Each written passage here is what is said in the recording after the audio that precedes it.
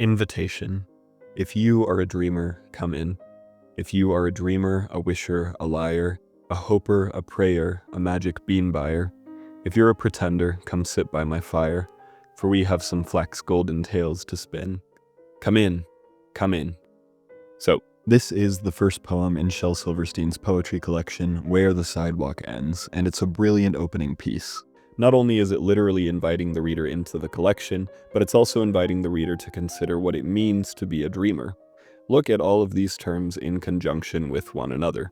Dreamer, wisher, liar, hoper, prayer, magic bean buyer, and pretender. If you have dreams, does that mean you're just lying to yourself? If you're a hoper or prayer, does that mean you're just pretending? And even if that is the case, is that really a problem? I also love flax golden as an adjective. Silverstein may just be highlighting a particular shade of gold, but the phrase could also potentially be a reference to the Rumpelstiltskin fairy tale. To take something like flax and spin it into gold. To take something as simple as words and turn them into something special. That's what Silverstein did, isn't it? In my last Shel Silverstein video, we discussed A Light in the Attic, one of the most challenged books of its time. This time we're turning back the clock even further. In 1974, 7 years before A Light in the Attic, Silverstein published his first full poetry collection, Where the Sidewalk Ends. Today, this book arguably ranks among Silverstein's best, right up there with A Light in the Attic. Last time we talked about the Renaissance man, we took a look at the humor, relatability, surrealism, deconstructed language, sentiment, depth, and profundity in his poems. Rather than just doing that all over again, I want to highlight some of the trends I noticed with Where the Sidewalk Ends. Initially, I grouped the poems in the book into three main categories: the humorous, the inspiring, and the thought-provoking, obviously with some overlap between those three subsets. But within those categories, I noticed a couple of other recurring ideas, namely the way we treat children and the relationship between wealth and goodness. So let's just jump into the poetry. Here's a humorous piece that many of you are likely familiar with. Sarah Cynthia Sylvia Stout would not take the garbage out. She'd scour the pots and scrape the pans, candy the yams and spice the hams, and though her daddy would scream and shout, she simply would not take the garbage out. And so it piled up to the ceilings: coffee grounds, potato peelings, brown bananas, rotten peas, chunks of sour cottage cheese. It filled the can, it covered the floor, it cracked the window and blocked the door, with bacon rinds and chicken bones, drippy ends of ice cream cones, prune pits, peach pits, orange peel, gloppy glumps of cold oatmeal, pizza crusts and withered greens, soggy beans and tangerines, crusts of black burned buttered toast, gristly bits of beefy roasts. The garbage rolled on down the hall, it raised the roof, it broke the wall. Greasy napkins, cookie crumbs, globs of gooey bubble gum, cellophane from green bologna, rubbery blubbery macaroni, peanut butter caked and dry, curdled milk and crusts of pie, moldy melons, dried up mustard, eggshells mixed with lemon custard, cold French fries and rancid meat, yellow lumps of cream of wheat. At last the garbage reached so high that finally it touched the sky. And all the neighbors moved away, and none of her friends would come to play. And finally Sarah Cynthia Stout said, "Okay, I'll take the garbage out." But then, of course, it was too late. The garbage reached across the state, from New York to the Golden Gate, and there, in the garbage she did hate, poor Sarah met an awful fate that I cannot now relate, because the hour is much too late. But children, remember Sarah Stout, and always take the garbage out. This poem is very much in line with Silverstein's style when it comes to his lengthier pieces. He often employs these imagery-filled lists, full of silly language and often stomach-turning visuals. And I'm certainly not knocking it, it works. For me, what sort of adds to the humor in this piece is that it's surprisingly more moral than a lot of other Silverstein poems tend to be. Like, a lot of his poems will outright encourage children to revolt or misbehave, but here, it was imperative that Sarah did behave. The poem spells out its message quite plainly. Of course, it's deeper than just take the garbage out. We might read the poem as a metaphor for self-improvement in general. If we don't take consistent steps to become better people, if we don't make a conscious effort, we end up burying ourselves under the rottenness that builds up. There is a lot of garbage in the world around us. So many things contaminate the mind. We have to be intentional about taking the garbage out. We could also potentially read the poem as a look at depression, as intense depression can make even simple tasks like taking the garbage out seem impossible or not worth performing. However, I think that reading is a little weaker than the general self-improvement reading. It seems like Sarah refuses to take the garbage out. It doesn't seem like a matter of inability or disability like depression might cause. The poem tells us Sarah would not take the garbage out, not that she could not take the garbage out. Even the shorter humorous poems arguably have some layers to them. There's this one, Homemade Boat. This boat that we just built is just fine, and don't try to tell us it's not. The sides and the back are divine. It's the bottom, I guess, we forgot. There's a lesson there. Doesn't matter how good the walls of your boat are, the base is what's most important. We can take that as a lesson in fundamentals or prioritization. We could also read the poem as a sort of metaphor for the Dunning-Kruger effect. The poem's speaker says, "Don't try to tell us it's not a fine boat." It sounds like they're so convinced of their boat's quality that they're unwilling to hear criticism, even when they're obviously sinking. But you can interpret it as you will. Even if we pull nothing deeper from the poem, it's still funny. Here's another piece, titled, Fish. The little fish eats the tiny fish. The big fish eats the little fish. So only the biggest fish get fat. Do you know any folks like that? I like the question mark at the end of the title. It just underscores the fact that this poem isn't truly about fish. This poem might hit especially close to home in modern-day America, what with how the rich are getting richer and eating the poor alive. There are quite a few poems in the collection about the relationship between wealth, greed, and happiness. Take this poem, Lester. Lester was given a magic wish by the goblin who lives in the banyan tree. And with his wish, he wished for 2 more wishes, so now instead of just 1 wish, he cleverly had 3. And with each one of these, he simply wished for 3 more wishes, which gave him 3 old wishes plus 9 new. And with each of these 12, he slyly wished for 3 more wishes, which added up to 46. Or is it 52? Well, anyway, he used each wish to wish for wishes, till he had 5,007,018,034. And then he spread them on the ground, and clapped his hands, and danced around, and skipped and sang, and then sat down, and wished for more. And more. And more. They multiplied, while other people smiled and cried, and loved, and reached, and touched, and felt. Lester sat amid his wealth. Stacked mountain high like sacks of gold, sat and counted, and grew old. And then one Thursday night they found him, dead, with his wishes piled around him.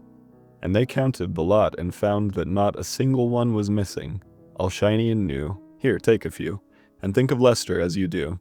In a world of apples and kisses and shoes, he wasted his wishes on wishing. We could interpret this poem in a few different ways. It could be a metaphor for opportunity. Lester may have had lots of avenues in life, and he squandered all of them. Of course, the clearer reading is essentially the Christmas Carol reading. Lester focused so much on accumulating wealth that he missed out on all the joys of life, smiling, crying, loving, touching, feeling, etc. Now, in real life, things are arguably more nuanced than this. Some people have to focus on accumulating wealth in order to make ends meet. But as with Sisyphus pushing his boulder up the hill, each of us can still experience joy as we do so. It's essentially a matter of focus. Lester focused on obtaining wishes rather than making wishes, and that distinction might seem subtle. Do you ever notice how wealthy people tend to be really miserable, or obviously desperate for real human connection? There is a certain amount of wealth that will make a person happier, or rather eliminate things that would cause pain and misery. But after that threshold, the only thing that will make a person happier is truly living, truly wishing rather than wishing on wishing. There's a similar yet distinct poem in the collection called The Garden. Old man Simon planted a diamond, grew hisself a garden the likes of none. Sprouts all growin', comin' up glowin', fruit of jewels all shinin' in the sun. Colors of the rainbow, see the sun and rain grow. Sapphires and rubies on ivory vines. Grapes of jade just ripenin' in the shade, just ready for the squeezin' into green jade wine. Pure gold corn there, blowin' in the warm air. Old crow nibblin' on the amethyst seeds. In between the diamonds, old man Simon crawls about pullin' out platinum weeds. Pink pearl berries, all you can carry. Put 'em in a bushel and haul 'em into town. Up in the tree there's opal nuts and gold pears. Hurry quick, grab a stick and shake some down. Take a silver tater, emerald tomato, fresh plump coral melons hangin' in reach.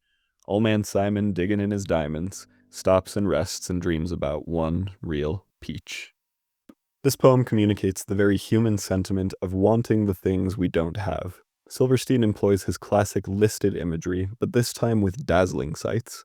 But despite all those riches and jewels, old man Simon isn't content. He longs for something more real. Again, we see this with the rich and powerful, don't we? And yet, they just keep trying to amass wealth to fill the holes in their souls. Meanwhile, the unwealthy long for wealth and don't realize what they might give up if they achieve it. Here's a poem that's sort of in contrast to The Garden, about making the most of things without wealth or possessions. This poem is called Orchestra. So you haven't got a drum, just beat your belly. So I haven't got a horn, I'll play my nose. So we haven't any cymbals, we'll just slap our hands together. And though there may be orchestras that sound a little better, with their fancy, shiny instruments that cost an awful lot, hey, we're making music twice as good by playing what we've got. The poem seems childish in a way, and yet it resonates, doesn't it? Assuming you don't have wealth or possessions to distract you, where do you turn? Well, you can either turn to pursuing more wealth, or you can turn inward. Notice that in this poem, the replacement instruments are all parts of the self. No amount of wealth or possessions can make up for a lack of self-contentment. And meanwhile, those who have that self-contentment must feel at least twice as good as those who don't. They make their own kind of music, sing their own special song. Here's another poem about the things that matter most. This is Poor Angus. Oh, what do you do, poor Angus, when hunger makes you cry? I fix myself an omelette, sir, of fluffy clouds and sky. Oh, what do you wear, poor Angus, when winds blow down the hills? I sew myself a warm cloak, sir, of hope and daffodils. Oh, who do you love, poor Angus, when Catherine's left the moor? Ah, then, sir, then's the only time I feel I'm really poor. It takes a lot of resolve to say that hunger or even the natural elements aren't enough to bother you. But I think it's true for everyone that without love, we are nothing. We have nothing. And I don't mean romantic love, I mean the love that binds all humanity. Neighborly love, the golden rule. I just watched Muppet Christmas Carol again recently, because of course I did, and I'm reminded of Scrooge's line toward the end. If you need to know the measure of a man, you simply count his friends. At the end of our lives, the wealth we amassed won't count for nearly as much as the love we managed to spread. Let's cap off this section with the very last poem in Where the Sidewalk Ends, The Search. I went to find the pot of gold that's waiting where the rainbow ends. I searched and searched and searched and searched and searched and searched, and then there it was, deep in the grass, under an old and twisty bough. It's mine, it's mine, it's mine at last. What do I search for now? This poem sort of expounds upon that old adage, the joy is in the journey. Our achievements might make us happy for a moment, but the pursuit of our achievements can make us happy for many moments on end. Notice just how many times the word searched is used in this poem. This must have been an extensive search, and yet the details are swallowed up by the reward. How unfortunate is that? How boring. The search sounds like it was, indeed, far more interesting than the gold if it really took that long. With that in mind, let's move into some of the more upbeat and/or inspiring poems. This poem, Magic, is both inspiring and thought-provoking in its ambiguity. Sandra's seen a leprechaun, Eddie touched a troll, Laurie danced with witches once, Charlie found some goblin's gold, Donald heard a mermaid sing, Susie spied an elf, but all the magic I have known, I've had to make myself. It sounds like another poem about the need for self-contentment. If you can't find magic out in the world, you'll have to make it yourself. But what does that mean? Especially since we know that leprechauns and trolls don't really exist. Are we to assume that Sandra and Eddie and the gang are all lying? Or are they too making magic in their own way? I feel like the poem is deceptively simple. There are more layers here than we might first imagine, but I'd love to hear what you all think too. In any case, I do take the message as inspirational. Then we have this piece called The Land of Happy. Have you been to the Land of Happy, where everyone's happy all day? Where they joke and they sing of the happiest things, and everything's jolly and gay? There's no one unhappy and happy, there's laughter and smiles galore. I have been to the Land of Happy. What a bore. I love how that last line abbreviates the rhythm to really punctuate the message. Good stuff. Of course, this message is perhaps a little overdone, but it's still good for children to hear nonetheless. Happiness isn't just a matter of course. That's what makes it special. It reminds me of the Squidville episode of SpongeBob, where Squidward's life becomes so predictable and conflict-free that it becomes boring. As humans, we're problem solvers. Having no problems would be rather unfulfilling. Of course, we should try and mitigate more serious problems. Ideally, the only problems we'd like to solve are questions of science, exploration, and art. And maybe one day we'll get to that point. With that, let's move into the more thought-provoking poems. These poems are all the more ambiguous than the inspiring poems, and while they might overlap with the inspirational, they also offer even more to consider, in my opinion. This poem, It's Dark in Here, is another one that feels deceptively simple. I am writing these poems from inside a lion, and it's rather dark in here, so please excuse the handwriting, which may not be too clear. But this afternoon by the lion's cage, I'm afraid I got too near, and I'm writing these lines from inside a lion, and it's rather dark in here. So on its face, the poem is just rather humorous, especially when coupled with the drawing of the writer stretching out their hand from the lion's mouth. But I suppose this one struck me since I like to write myself. I had to wonder, does writing these poems from inside a lion really mean what it literally means? Or is there more to it than that? I can't say for sure, but sometimes when I write, it does feel like I'm writing from inside a lion, even though I can't quite explain what that means. Then we have this piece called Sky Seasoning. A piece of sky broke off and fell through the crack in the ceiling right into my soup. Kerplop! I really must state that I usually hate lentil soup, but I ate every drop. Delicious, delicious! A bit like plaster, but so delicious, goodness sake, I could have eaten a lentil soup lake. It's amazing the difference a bit of sky can make. All I could think after reading this poem was, what does it mean? Thinking on it now, I'm reminded of Sisyphus once again. We've taken something mundane, something worthy of hate, lentil soup, and we've added something to it to make it not only tolerable but enjoyable. We might imagine the lentil soup as life, and the bit of sky as imagination. How much grander our mundane lives could be if we just dropped a piece of sky therein. I also appreciate that Silverstein acknowledges that there was still a slightly plaster taste in the good lentil soup. Even still, that didn't ruin the enjoyment. Some plaster tastes are just unavoidable, but they don't have to ruin the life experience as a whole. Then we've got this poem, Enter This Deserted House. But please walk softly as you do. Frogs dwell here, and crickets too. Ain't no ceiling, only blue. Jays dwell here, and sunbeams too. Floors are flowers, take a few. Ferns grow here, and daisies too. Whoosh, swoosh, to wit, to woo. Bats dwell here, and hoot owls too. Ha ha ha, hee hee, hoo hoo. Gnomes dwell here, and goblins too. And my child, I thought you knew. I dwell here, and so do you. At first, I thought the poem was sort of a metaphor for nature reclaiming itself, but the 5th and 6th stanzas gave the poem an even more imaginative and almost a sinister feel. It sort of had me wondering if there was really any house at all, contrary to what the drawing would show us. Perhaps the house is the world, or Silverstein's world for that matter. Ultimately, the poem left me with more questions than answers, which is true for lots of Silverstein's works. But the fact that it creates so many questions means it's just begging for a reader to use their creativity. If I were still an English teacher, I'd probably give my students an assignment to write a poem in response to this one. Then we have this piece called Forgotten Language. Once I spoke the language of the flowers. Once I understood each word the caterpillar said. Once I smiled in secret at the gossip of the starlings and shared a conversation with the housefly in my bed. Once I heard and answered all the questions of the crickets, and joined the crying of each falling, dying flake of snow. Once I spoke the language of the flowers. How did it go? How did it go? Beyond anything else, this poem brings to mind the word nostalgia. Indeed, it rather plainly feels like a longing to reclaim one's youth. There's a sense of childlike wonder and innocence that has vanished with time, all but forgotten. We could also potentially read the poem as a lament over the rapidly vanishing nature around us. I think the nostalgia reading is a little stronger, but neither reading is in opposition to the other. They could both be true. So we've talked about the humorous and the inspiring, the morals and the thought-provoking.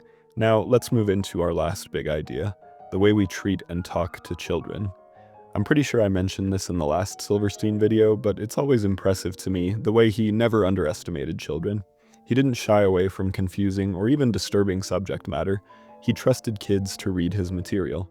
A lot of these poems seem like criticism toward the way other people treat children. And keep in mind, a lot of these poems will cross over with the other big ideas we've discussed so far. Let's start with this one, another one of the most famous pieces from the work. For Sale. One sister for sale, one sister for sale, one crying and spying young sister for sale. I'm really not kidding, so who'll start the bidding? Do I hear $1, a nickel, a penny? Oh, isn't there any one kid who will buy this old sister for sale? This crying and spying young sister for sale? This poem feels like a great example of the Pygmalion effect. For the uninitiated, the Pygmalion effect is essentially another term for a self-fulfilling prophecy. Basically, your expectations of a person really do make a difference on how that person behaves. The speaker pointing out the sister's crying habit only makes her cry more. By treating her like this, the speaker creates a version of the sister in their mind. And how does that make the sister feel? We have a similar poem here called Hector the Collector.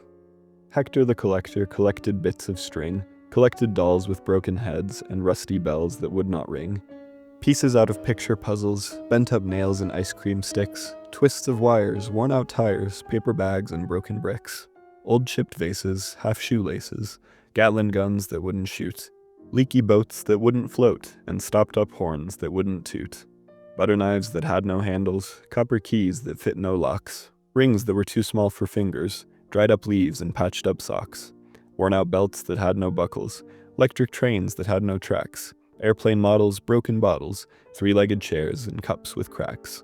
Hector the Collector loved these things with all his soul, loved them more than shining diamonds, loved them more than glisten and gold. Hector called to all the people, "Come and share my treasure trunk." And all the silly, sightless people came and looked and called it junk.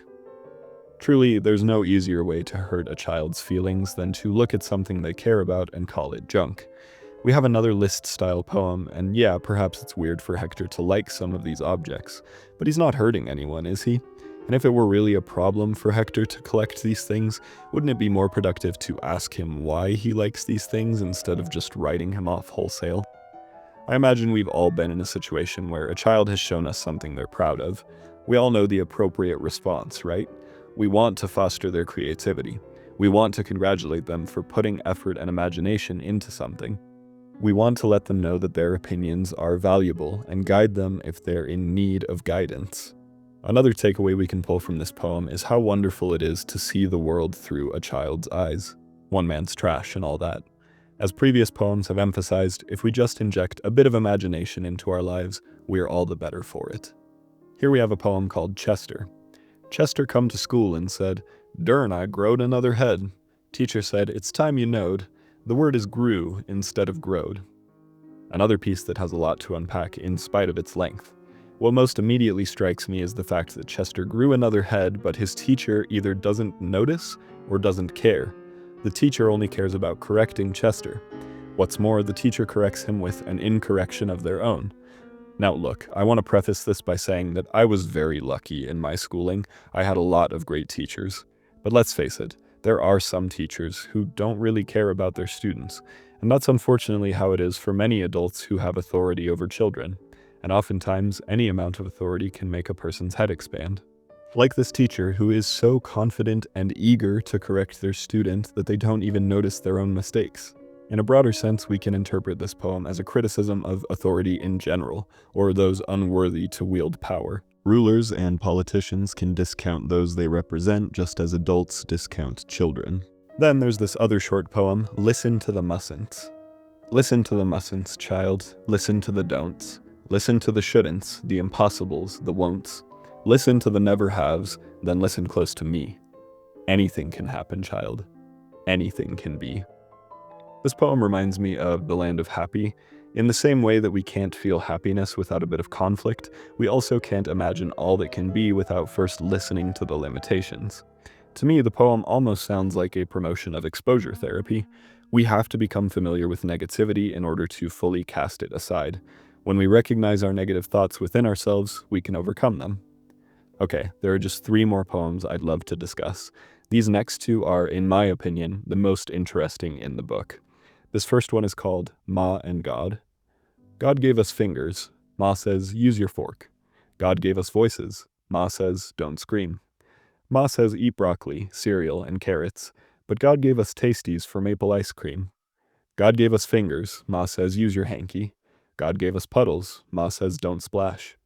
Ma says, be quiet, your father is sleeping. But God gave us garbage can covers to crash. God gave us fingers. Ma says, put your gloves on. God gave us raindrops. Ma says, don't get wet. Ma says be careful and don't get too near to those strange, lovely dogs that God gave us to pet. God gave us fingers, Ma says go wash 'em. But God gave us coal bins and nice dirty bodies, and I ain't too smart, but there's one thing for certain. Either Ma's wrong, or else God is. There's a lot we could unpack here. A lot of it depends on whom we believe is in the right, just as the poem's final line suggests. But let's remove God from the equation for a moment. On the one hand, advice like wash your hands and put gloves on is good, no? But on the other hand, we have an instance of an adult stifling a child's creativity in multiple places. Let's bring God back into the equation. If the mother is wrong, we might read the poem as anti-authority. If God is wrong, we might read the poem as anti-theist. If the speaker is wrong, we perhaps understand that they're just a child trying to reconcile their beliefs. But even if the speaker is wrong, per se, they're not entirely wrong. The world is full of contradictions. Even children can realize that. No matter which way we read the poem, we might say it's anti-establishment and pro-individualism. But maybe I'm reading too much into it. Let me know if you think that's the case. And perhaps most interestingly of all, we have this poem called The Long-Haired Boy. There was a boy in our town with long hair, I mean really long hair. And everybody pointed at him and laughed at him and made fun of him. And when he walked down the street, the people would roar and stick their tongues out and make funny faces and run in and slam their door and shout at him from the window until he couldn't stand it anymore. So he sat down and cried till his whole body shook, and pretty soon his hair shook too, and it flipped and flapped, and he lifted and flew. Straight up in the air like a helicopter. Jenny Ricks saw him and dropped her knitting and screamed, "It's a flying kid!" Lukey Hastings ran and hid under Old Man Merrill's car. Miss Terrence fainted. Henry Quist tried to shoot him down but missed. "I thought he was a crow," he said, and round he sailed all through the day, smiling in the strangest way. With the wind in his hair and the sun in his eyes, we saw him swoop and bank and rise. He brushed the treetops and skimmed the grass, on Yerby's lawn and almost crashed, right into Hanson's silo, but zoomed up in time and almost hit the courthouse. Old Man Cooley bit right through his napkin when he saw a kid fly through the diner door. And out of the window, tipping the ladder where Smokey was painting, he almost had a heart attack. He clung to a rafter. The kid flew on, us running after. Cheering and sweating and screaming, "Hooray!" Mayor Lowry shouted, "Hey, come down here, kid. We'd like to say how proud of you we are today. Whoever thought our little town would have a hero in it? So I'd like to proclaim this day, hey kid, will you please come down for just a minute?" But the flying kid did not come down. He treaded air above the town, sort of crying and looking down at all of us here on the ground. Then up he flew, up into the clouds, flapping and flying so far and high, out past the hills and into the sky, until a tiny speck against the sun was all we could see of him. Then he was gone. What struck me more than anything here was on the last page of the poem, when the speaker says the boy was still crying as he flew. That was really interesting to me. A lesser poem would have made the boy really happy or even smug, but his feelings are more complex than that. It's also worth noting how the trait for which he's tormented is one that's non-traditional for his sex. It's this very trait that makes him sore. There's a lot we could say about that, but I imagine you already get what I'm implying. In the broadest, simplest terms, we could say that the poem is about being yourself, no matter what other people say. People can be cruel, especially when you don't conform to traditional expectations. But ultimately, it's all about what will make you fly. Doesn't mean you'll always be happy, but you'll be above those who would seek to pull you down. I think it's only fitting that we end things with the collection's namesake. Where the Sidewalk Ends. There is a place where the sidewalk ends, and before the street begins. And there the grass grows soft and white, and there the sun burns crimson bright, and there the moonbird rests from his flight to cool in the peppermint wind.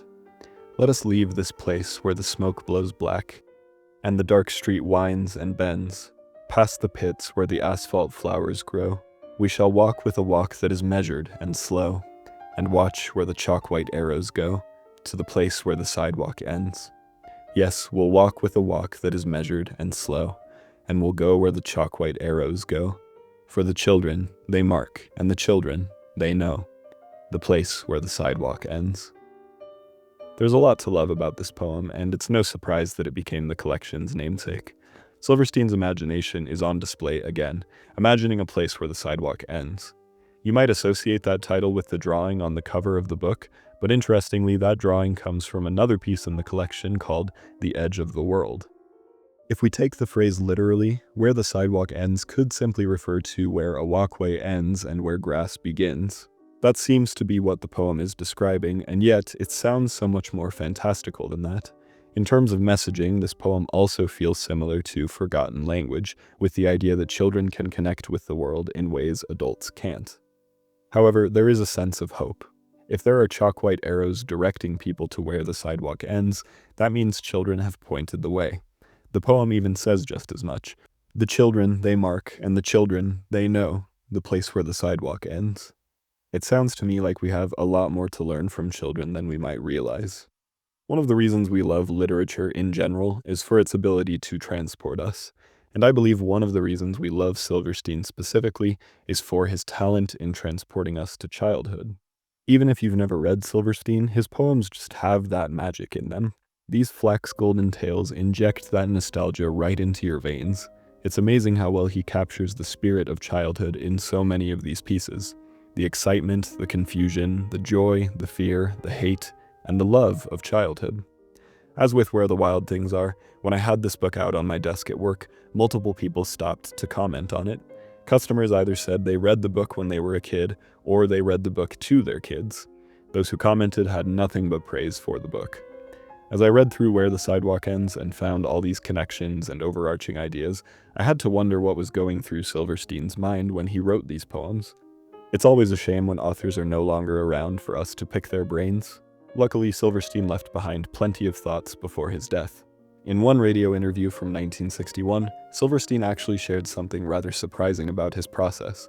Keep in mind, this interview took place 13 years before Where the Sidewalk Ends, but he said that he never intended to put social or moral connotations into his work. Instead, those connotations happened incidentally. As he put it, No. If it has any, Yes. if it has any social or moral connotation to it, fine. I don't try to put it in there. I don't try to do any drawing or story to reflect, to grind anything down. I don't start out with an idea and then work that into a cartoon or story. I start out with the cartoon. I start out with the story. If it has the idea, fine. that makes it all the more interesting to see these poems, some of which seem to have endless depth, and discover that there might not have been any intended depth in the first place. That sort of speaks to Silverstein's abilities, doesn't it? And if there was one thing he always had in mind, it was his audience, especially the children. This is the preface to his book, Uncle Shelby's ABZ Book. Now, many of my little friends have asked old Uncle Shelby why he has written this book and why he loves children so dearly. And to these I must answer that although old Uncle Shelby has never been blessed with children of his own, the little ones have always had a very special place in his tired old heart. Yes, I have heard them crying late at night, and I have thought about them. I have heard them playing and laughing outside my window while I was trying to sleep, and I have thought about them. I have seen the pictures they have drawn on my car, and I have thought and thought and thought about them. And so this book, to help all my little friends get all the things in life that they so richly deserve. I have nothing more to add. Silverstein was far from perfect, but I believe his work shows that he looked outside himself. He considered the world around him, especially the children. And through his work, we can all feel like children again. We can follow the children to where the sidewalk ends. But what do you think? Did you read Where the Sidewalk Ends? What are your thoughts on it? What did you think of the poems in this video and this video overall? Please tell me everything. If you liked this video and like what I do here overall, consider joining my Patreon. You're seeing all my patrons' names scrolling across the screen right now. I really can't thank my patrons enough for all they do. If you donate to the Patreon, you can get priority review for your original work over on the second channel. Subscribe over there for some unscripted literary review. I've been posting there more often recently, so check it out. If you want to support the channel in other important ways, please do all the things the algorithm likes, and if you want, you can follow me on my socials. If you've watched to this point, thank you so much, and keep in mind, ultimately, this is a rough draft.